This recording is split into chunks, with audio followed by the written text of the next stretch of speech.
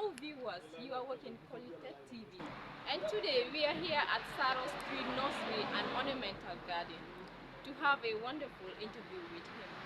Stay tuned, subscribe to our YouTube channel, and I'm your presenter, Aisha.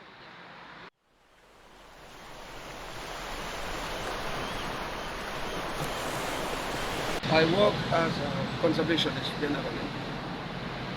This includes, landscaping, agroforestry, silviculture, natural resource management, and all other related jobs. I worked with the Department of Forestry for a period of 12 years, and then retired in 2005.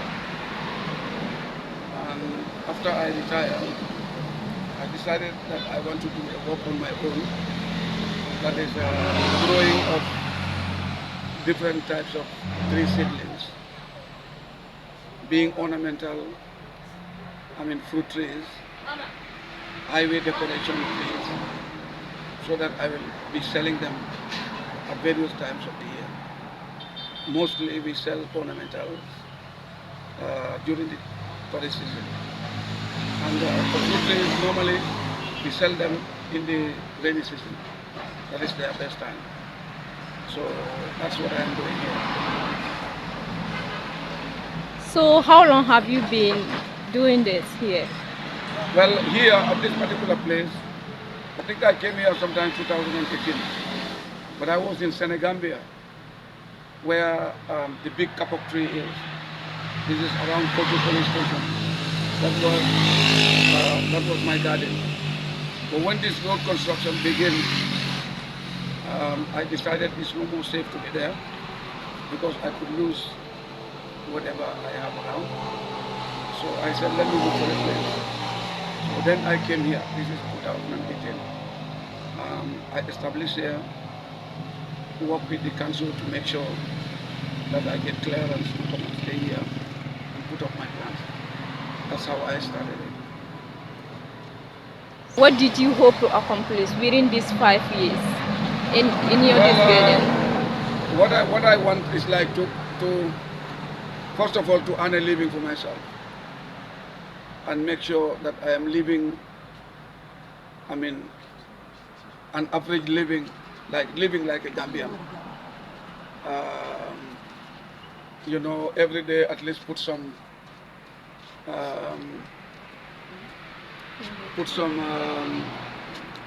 food on my table. That is something that I wanted first. And the second thing is I also want to contribute to my nation by playing a positive role in terms of environmental management. That's also something that I wanted to do. And I also want to create jobs. Not always people employ you. I want to create jobs for men and women, those who are interested in doing this type of work. As we speak now, I think I get about 12 to 13 workers. Majority of them are women, because normally this is a caring work. So normally in caring work, you get more women doing caring than men. So I am able to get minimum about 6 to 7 women who are working here. Most of their works are caring, like watering, plucking of the grass, cleaning, sweeping areas, and related matters. That's what they do. What are some of the daily routines in your garden? As you can see now, we are trying to put it in order. We have to put it in order. If you look at it, you will see how we arrange the yellow ones in front. These ones are called Duranta. Normally they are for, hedge planting. And because they are in smaller bags, and we want people to view all what we have here, so we put them in rows to make sure that, you will see the shorter ones will be in front, and then the taller ones will be behind. So this is the first row. The second row is, you can see them, these are roses. Yeah, these are rose plants.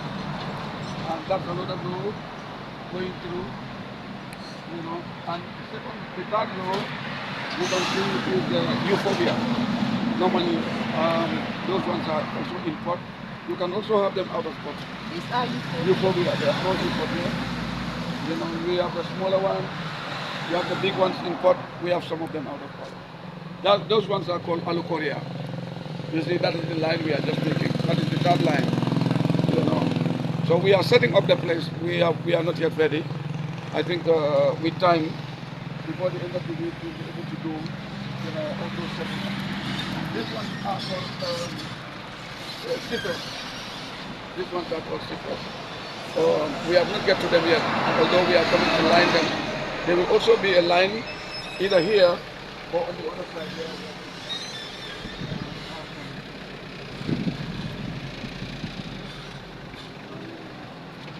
Customer has just arrived, and this is what he bought with some manure. You see, we are coming to load the plant that we bought. This is called Plembego. This is called Plembego. Okay. This one is called Exora, and these ones are the common bougainvillea. Okay, and those ones are Duranta. So he bought a number of plants, and I think he is taking care to go and do some planting with it. Okay. So That's our field office. You know, rough. I think we just want to keep it because we are in the bush.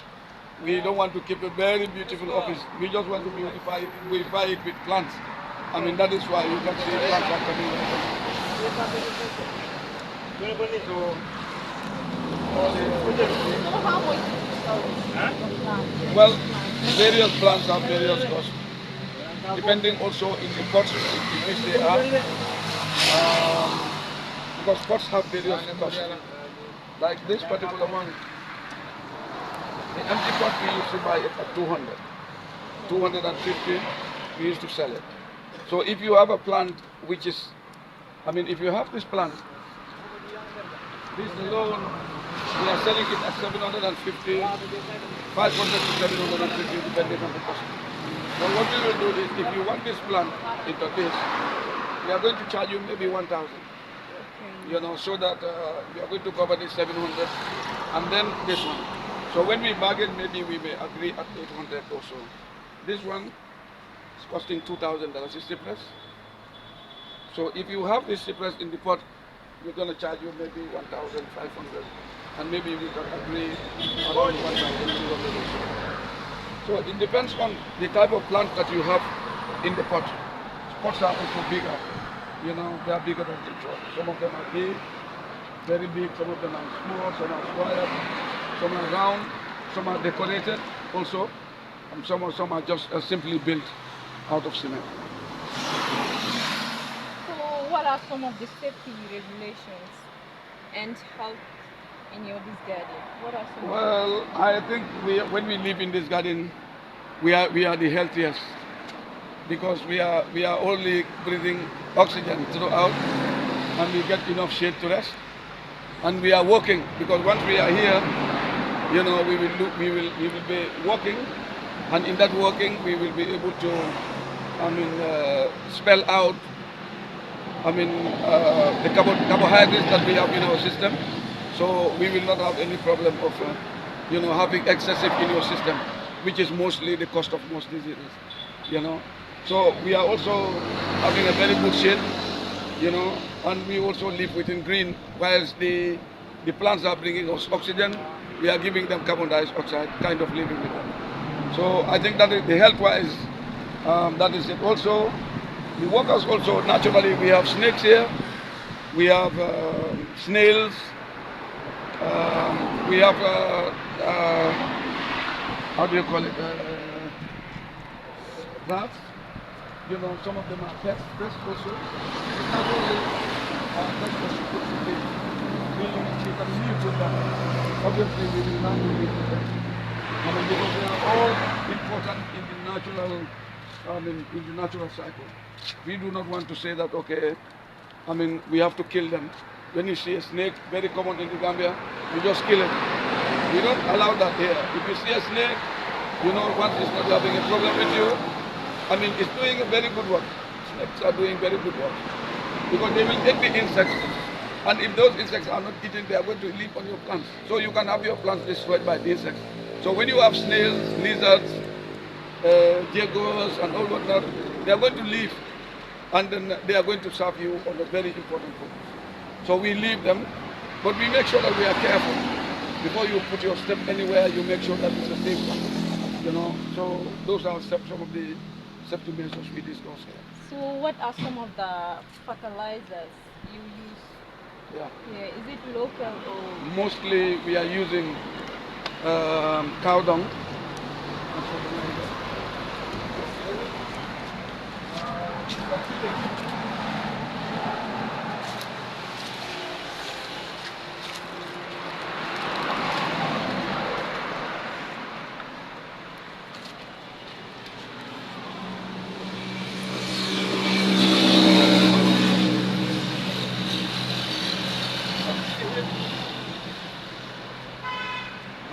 This is manure. We are just lucky that we are very close to the abattoir. So always we will go there and bring this manure. And then put it here. Sometimes we use it ourselves in our garden. Sometimes the customers will come and then we will sell it to them. We will sell the bag to 150, 100 or so. You know, we will go inside with our trailers, one collect it, come and dump it here. Either for us here to be used in the garden or for customers who are going to use it. So you can see we get different types of trees, plants. Yeah.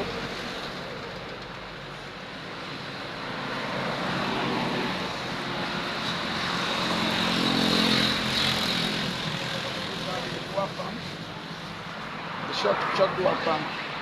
They will mature in about after 2 years, 3 years. You will see them bringing fruits. And normally they are not as tall as the local one we have here. So we have got a lot of them. These are cashews.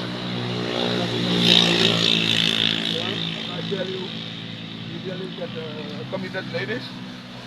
She is one of the ladies who is working very hard working. We don't have any boundary of men doing this and women doing this. You know, we are all doing what we can to all levels. These are cashews. You have moringa behind you. All these ones are moringa. Here also, we are also growing trees which are kind of natural trees. We are not keeping also to only fruit trees. These, sometimes we grow some of these natural trees. You can see this is the, locust bean. We call it nettle. Okay. You know, yeah, that is it, locust bean. We grow these ones also. You know, maybe for people who want to create their forest, community forest manager, we grow it for them. These are oranges. But these oranges are going to be grafted. You know, they are lime family. So what we do is, when this grows to a certain level, you will cut it and look for a mature tree which has a branch.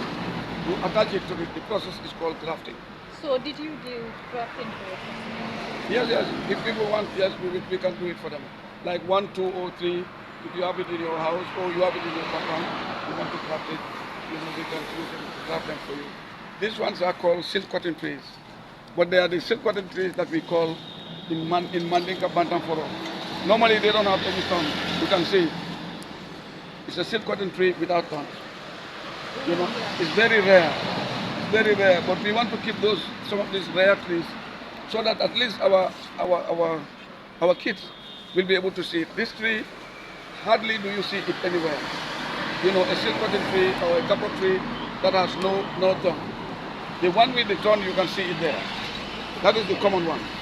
That's what everybody does. But this one is very rare. We got 2 of them, one here and one here. So I keep them here. You can still transplant them. If you want, we can move them from here. But what I'm saying is, if you are able to get somebody who they are interested to put it in a very safe place, so that's my concern. Maybe in the graveyard, if you are interested to put it in your graveyard, you can put it there because normally people don't put down trees in that area. or you have a community forest that no fire is never coming or a river, I'll be pleased to make sure that I give this to some people. I get the seedlings of them here. This year it makes some fruits. So I get the seedlings, I drop the pots, and then I sow them out. So that is the lime.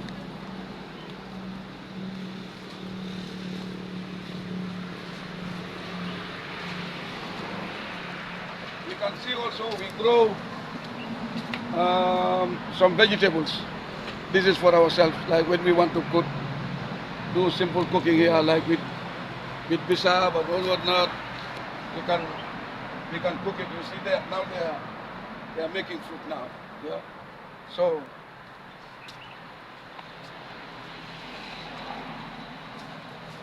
these ones are rows of scissors, lime,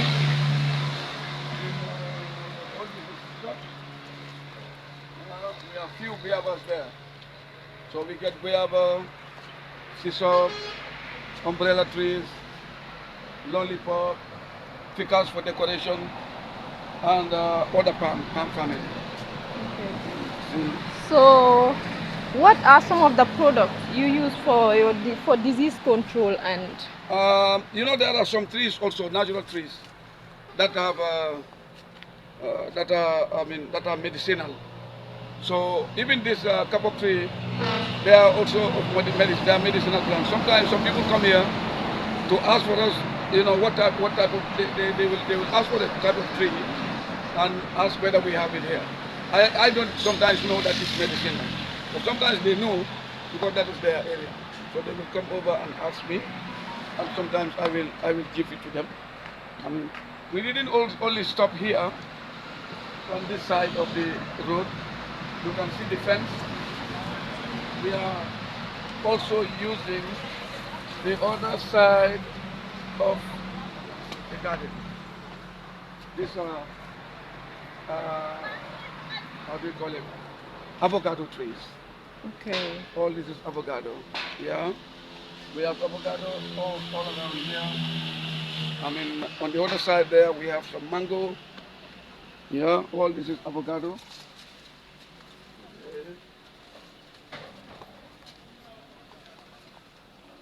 Yeah, these ones are mangoes. All these rows are mangoes. Yeah.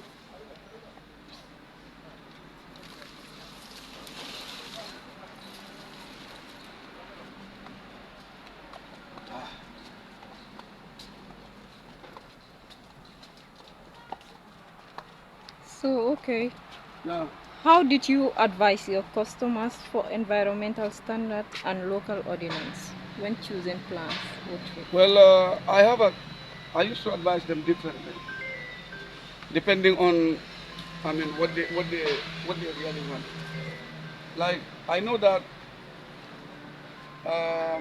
mahogany, you can use it all over the country. I also know that there are some trees which are not very good at some part of the country. So if a customer comes, I would like to know where are you taking the plant.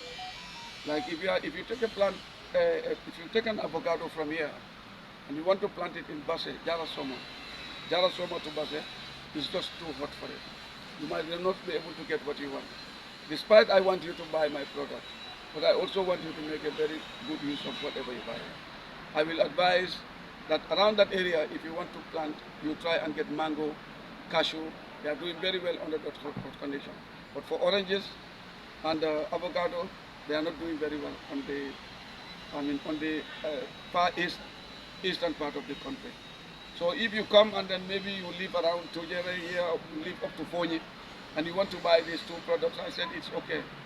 And also, when I sell a tree to you, I want to make sure that you don't let them go out of the polypod before you get to the place you are planting. Not everybody will love plants. So some people will buy some products here, they will buy them healthy, and they will just get it into this normal gele-geles to take it to the product. By the time they get there, everything is out of the polypod. And most of the time they will end up dying. So I advise you, since you have spent your money on it, you make sure that you follow all those procedures. So those are some of the advices that I give to customers. Okay, so what advice did you have for those who want to embark on this horticultural garden? Well, definitely I know this is the way out. As far as the Gambia is concerned, we do not have any mineral. We are a kind of a tax-based. We are working on a tax-based economy. We do not have any mineral. So all what we have here is a flat, beautiful land all over the country.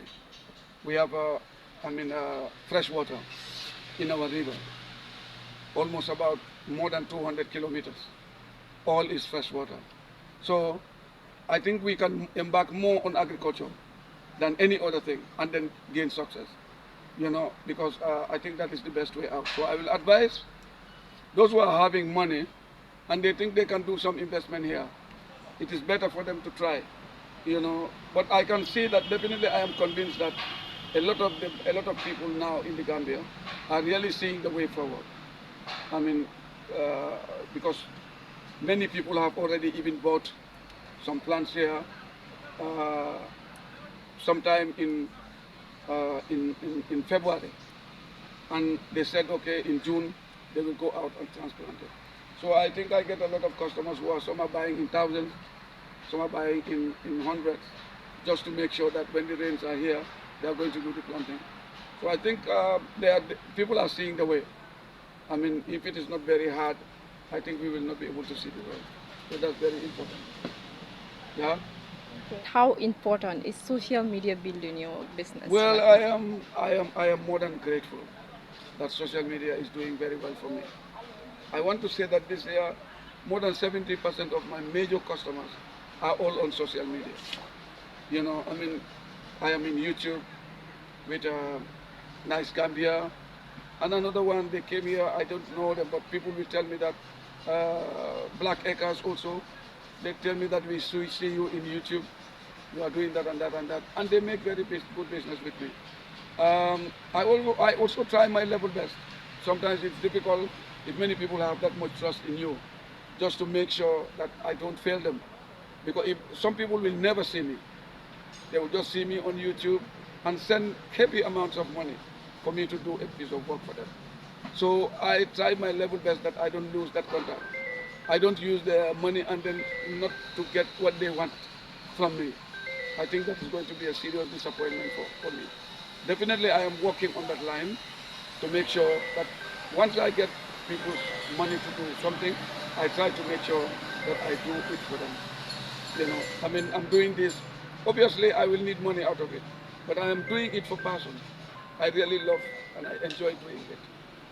Living in an environment like this, and if people are supporting me in the country and outside, definitely it's my responsibility to make sure that I keep that trust between me and them.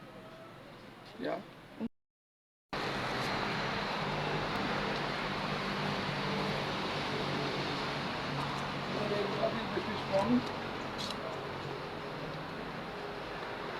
I created this one here. Although I'm not doing much in it, but at least I am able to put some fish inside. They are living here under the grass. If you look properly, sometimes maybe you'll be able to see them. But I mean, they are into the grass here. Um, they are using the roots of the grass. Sometimes we give them little foods and here and there. But I think they are doing very well. It's something that I'm just starting to do. Although I am not very much experienced in it. But I said maybe let me try it. Maybe somebody somewhere will come over and then we do it together.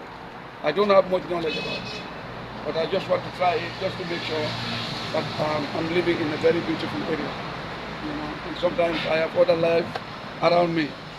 There's fish, reptiles. Uh, they are all living here. I mean, I'm not very used to. I don't want anybody even to kill them because I think they are of very importance. Okay, So thank that's you. what I'm doing, huh?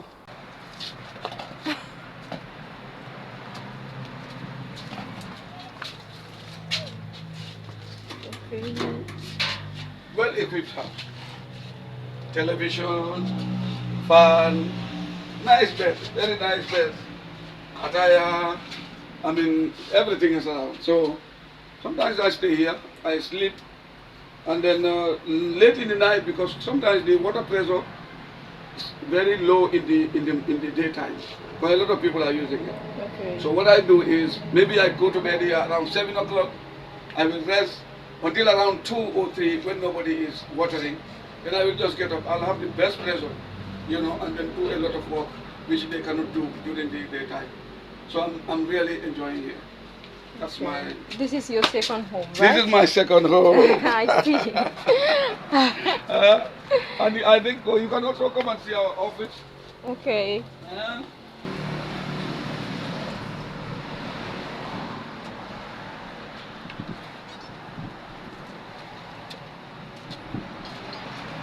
That's our office. Yes. See, we get our desktop. We get our tray. We get our printer. We are connected to internet. 24 hours. And that's our able secretary. We're working with her. And sometimes we display some of the products that we are selling in the office. Because when they are young, you might not know how they are looking like. Like we have small ones of all these ones. But this is called the royal palm. It is very beautiful, but if you see a smaller one, it may not look like this. But you'll be interested to have it. This is the bottle palm. It looks exactly like a bottle, so it's called the bottle palm. This is the foxtail palm. When you look at the plant, it looks like a tail of a fox. So they call it a foxtail palm. Okay. Very beautiful palm. These are bottle palms. That one is called the triangular palm, because the palm has 3 colors. It's called triangular palm. This one is called Manila palm, because it's originated from Brazil. So they call it Manila palm. That is the cypress palm, and that is the traveling palm. So we get different types of palms all over. That's how we destroy. This one's Alucorea. This is a hydrangea. So you can see different types of plants we have here. We display. You can see our pots. That is Alucorea. That is the euphorbia. That is the how do you call it? The Arica palm. That is the last one there. This one is called hydrangea. So you can now have a lot of plants, and I think we are happy. We are really doing something here for ourselves. Okay. Yeah. So thank you very much. Thank you.